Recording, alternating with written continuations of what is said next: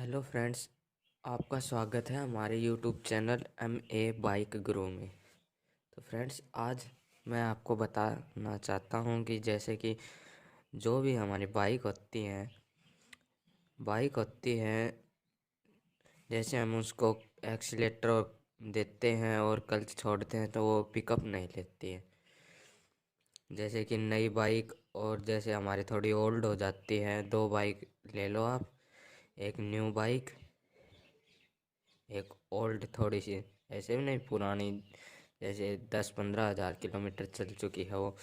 दोनों को हम जब भी एक साथ क्लच और एक्सीलेटर देते हैं, जैसे कि जो न्यू जनरेशन के बालक होते हैं जो आगे से उठाना चाहते हैं बाइक को पर उठ नहीं रही, थोड़ी ओल्ड वाली और न्यू वाली जैसे क्लच छोड़ते हैं आगे से उठ जाती है, वो क्यों नहीं हो रहा। मैकेनिक के पास जाते हैं तो मैकेनिक कह देता है कि ओल्ड वाले क्लच प्लेट फूक चुकी है, और वो क्लच प्लेट डाल देते हैं।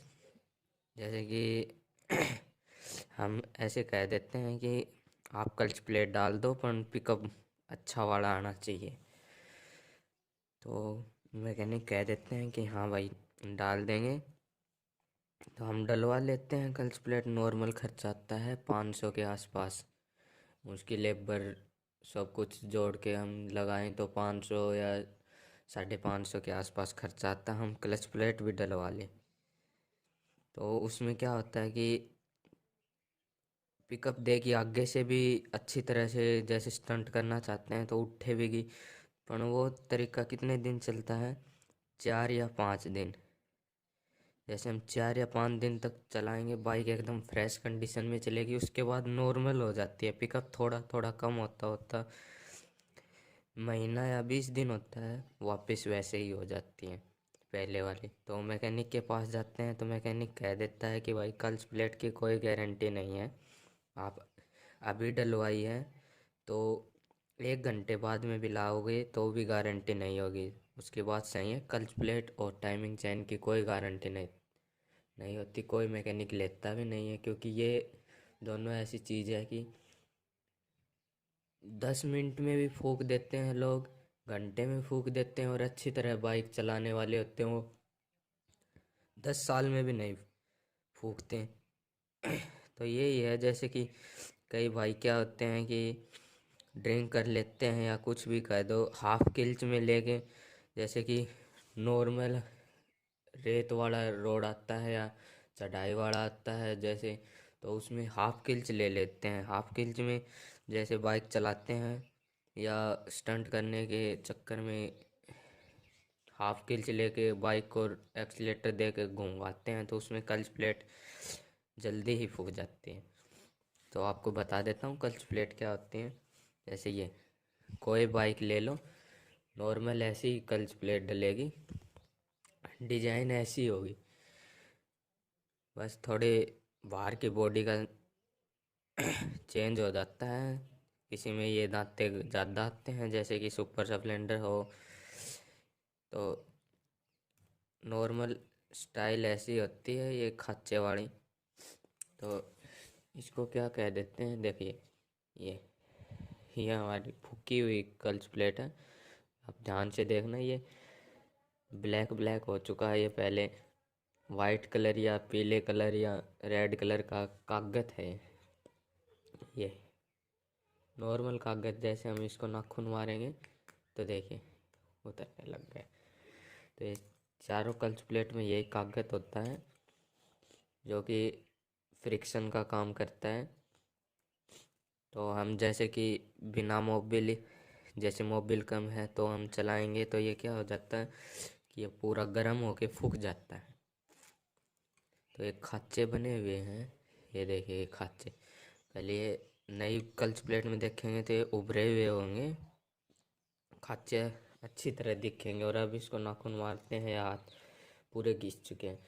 तो ये यही होता है कि या तो हम कम, जो मोबिल होता है वो कम करके चलाते हैं तो उसमें क्या है कि ये फूक जाती है जैसे ब्लैक होके पूरी, और हमें हल्की हल्की गंध आने लगती है इंजन में से जब हम चलाते हैं, तो उसमें यही होता है कि क्लच प्लेट फूक चुकी है। दूसरा, हाफ किल्च वाला होता है सिस्टम, उसमें भी क्लच प्लेट फूक जाती है। तीसरा, जैसे कि एज हो जाती है बाइक की 15-20 हज़ार 30 हज़ार किलोमीटर चल के, तो भी ये टाइम के अनुसार फूक जाती है, तो हमें इनको चेंज करा लेना चाहिए हमें।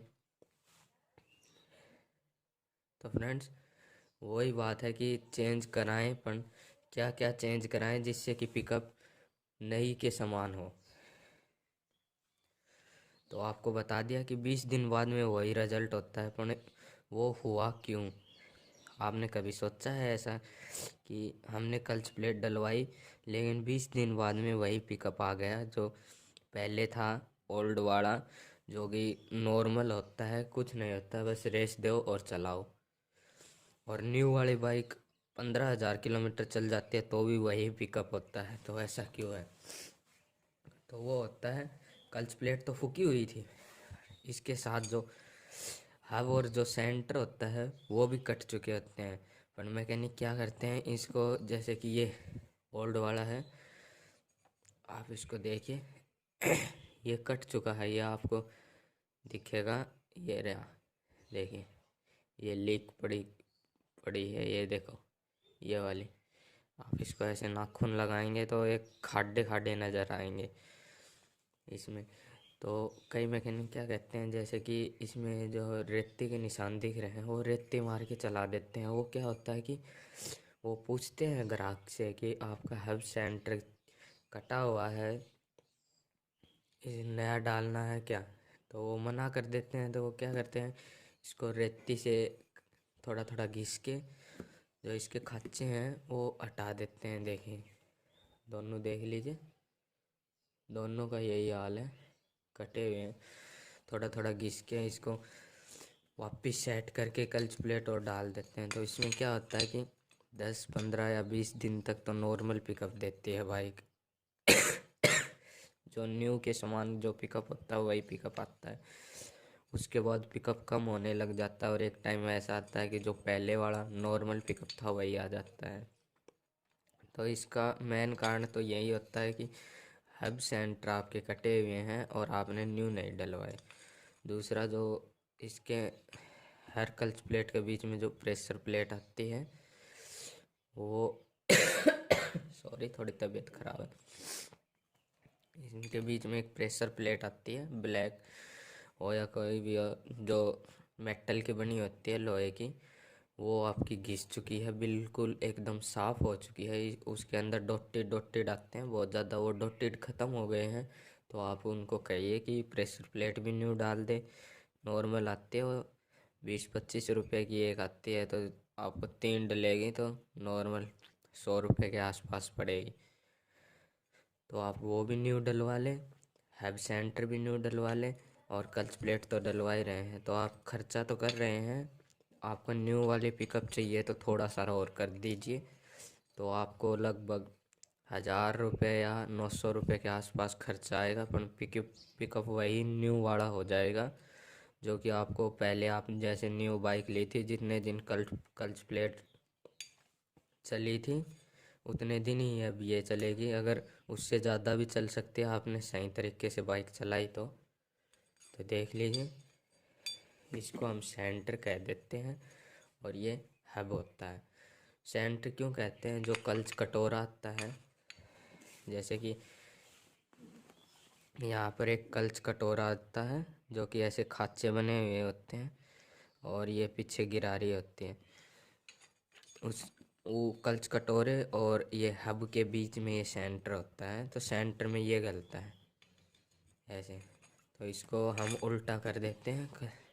पहले हम क्लच प्लेट डाल लेंगे, फिर एक प्रेशर प्लेट आएगी लोहे की, वो डाल लेंगे, फिर क्लच प्लेट, फिर प्रेशर प्लेट, फिर क्लच प्लेट, और फिर इसके बाहर प्रेशर प्लेट आएगी और फिर क्लच प्लेट। ऐसे करके स्प्लेंडर, एचएफ, इनमें 4 ही डलती है। और फिर ये जो सेंटर होता है ये इसके अंदर फिक्स कर देते हैं। देखिए कई मैकेनिक जो न्यू होते हैं तो वो क्या करते हैं, ऐसे कर देते हैं जैसे उनको लगता है कि ये सेट हो चुका है, और खाँचा भी ऐसा बन जाता है जैसे पीछे इसके वाशर डलता है। वाशर के लिए जगह तो दे रखी है, पर उनको लगता है कि ये खाचा सही है और ऐसे सेट कर देते हैं, तो वो सेट नहीं होती। तो इसको थोड़ा सा ऐसे हिलाएंगे, इसमें चला जाएगा। ये देखिए, ये थोड़ी जगह दिख रही है क्योंकि मैंने प्रेशर प्लेट नहीं लगाई, वो जगह बिल्कुल ख़त्म हो जाएगी। तो आप इसको जैसे मूवमेंट करेंगे, नहीं हिल रहा है तो आप वापस काटिए। ये देखिए प्ले आ गई, वो प्ले होनी ज़रूरी है। और इसको यहाँ से पकड़ के हम ऐसे बाइक में लगा देंगे। 4 स्प्रिंग आएंगी, इसके ऊपर हमारा वो जो क्लच प्लेट को प्रेशर लगाता है वो प्लेट आएगी थोड़ी, और उनके बीच में बेयरिंग होता है, जो कि आप बेयरिंग को अच्छी तरह जांच ले कि ख़राब नहीं है, नहीं तो आपकी क्लच बहुत ज़्यादा टाइट दबेगी। आपकी क्लच टाइट दब रही है, बहुत ज़्यादा टाइट दब रही है, तो आपको उस बेयरिंग आएगा एक छोटा सा, उसको चेंज करा लेना है, उसी में दिक्कत होती है। दूसरा, जैसे हम क्लच प्लेट डलवा रहे हैं, हम पहले क्या होता है, जैसे क्लच प्लेट से पहले हम बाइक चलाते थे तो नॉर्मल 4th गियर में भी चलाते, 1st 2nd 4th। तो क्या होता है कि जैसे हम 4th गियर में चला रहे हैं तो फीलिंग कैसी आती है, ऐसी बाइक आवाज़ कर रही है जैसे कि फर्स्ट में चल रही है, शाई शाई शाई शाई जैसी आवाज़ कर रही है। तो वो क्यों आती है, कई बाइक पीछे बैठे हुए होते हैं, वो कह देते हैं भाई आपकी गियर डालो, गियर मांग रही है बाइक, पर वो गियर 4th में चल रही है तो भी आवाज़ आ रही है। तो वो क्या है, पहले तो आपकी क्लच प्लेट फूकी हुई थी, आपने ये भी चेंज करवा ली। उसके साथ साथ आपको ये प्राइमरी गियर आता है, ये देखिए प्राइमरी गियर बोल दो या जेबीटी गिरारी बोल दो, ये भी आपको चेंज करवानी है। तो इससे बहुत ज़्यादा साई साई की आवाज़ आती है, बहुत अजीब सी ये जो है उससे साउंड आने लगती है उसके इंजन से। तो यहाँ पर दोस्तों उसके अंदर जो साउंड आती है वो होती है इसके अंदर एक प्राइमरी गियर की। तो आप देख सकते हैं ये मेरे पास एक प्राइमरी गियर है, यहाँ पर इसकी लिस्ट है 285 रुपये। तो चलिए पहले मैं आपको स्टार्ट करके दिखाता हूँ इसके अंदर ये साउंड किस तरीके से आती है। तो देखिए हमने बाइक को स्टार्ट कर दिया है, लेकिन ये जो है जब बाइक स्टार्ट रहती है उस वक्त इससे ये साउंड नहीं आती। तो अब देखिए हम इसको गियर में डालेंगे और जब बाइक को थोड़ा आगे चलाएंगे तो यहाँ से एक साउंड आएगी, आप सुनिए।